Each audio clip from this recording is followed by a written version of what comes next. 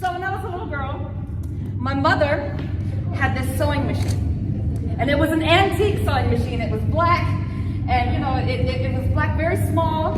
And she would tell me, Peggy, don't touch my sewing machine. Now, I love my mommy, and I know the machine meant a lot to my mom. It was passed down from her grandmother, to her great-grandmother, to her grandmother, to her mother, and then to her. So one day, I hoped it would come to me, and it was just a neat little thing. You push a button on the bottom, there's this thing on the side, and it just, the buttons go, and I thought it was really cool, and my mommy wouldn't let me touch it. So, it was cool. And so one day, my mommy, she decided that she needed to go do something upstairs. And she hooked up the sewing machine and she left it on the table. And she said before she left, Peggy, don't touch the sewing machine. And like I said, I love my mommy. I wouldn't want to do anything to hurt my mommy or hurt my feelings or hurt her feelings or make her sad. But she went upstairs and the sewing machine was just sitting there. And so I walked over to the sewing machine and I looked at it, and it was really cool. And the needle, I told you, goes up and down when you turn the thing on the side. And so I just wanted to see, because it looked neat. I didn't mean to. So I turned the thing on the side and went up and down, and the red string went in and out and in. I was like, wow, it's neat. And then it had this button on the floor. And so I pushed the button and it said, my mother heard the noise. And she came running downstairs, and you know what she said? Peggy, my middle name is Janelle. And she said, Peggy, Janelle, my last name is Trusty. Trusty, I told you not to touch the sewing machine. And she looked at it and she said, you broke it. And she started to cry. And I didn't mean to make my mommy cry. It's just a sewing machine, and it was neat.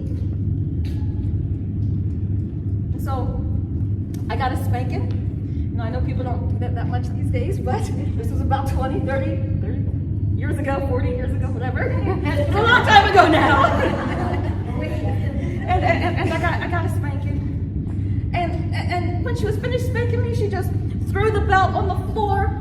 And she just walked out of the room, tears still streaming down her face. And even though I was the one who'd gotten spanked, I wasn't crying because I was just like, I'm sorry. But it did not matter that I was sorry, because she couldn't see that. Because I have ADHD. And sometimes I do things without thinking. Sometimes I'm impulsive.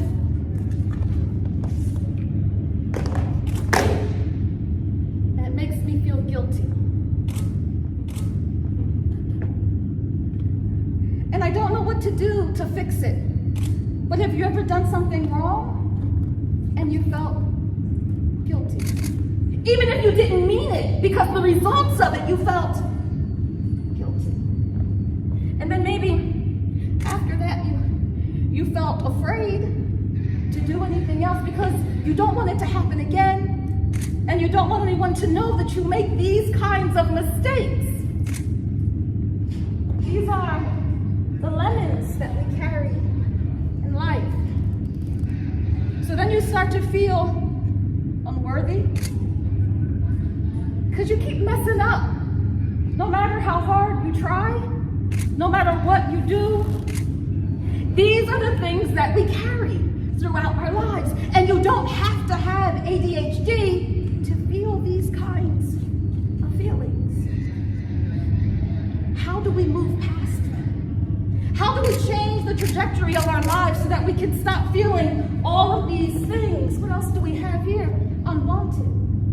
How do we stop feeling these things and carrying all of these lemons around? Because if we carry all these lemons around, we can't reach past them to grab anything else. So we have to be able to change our focus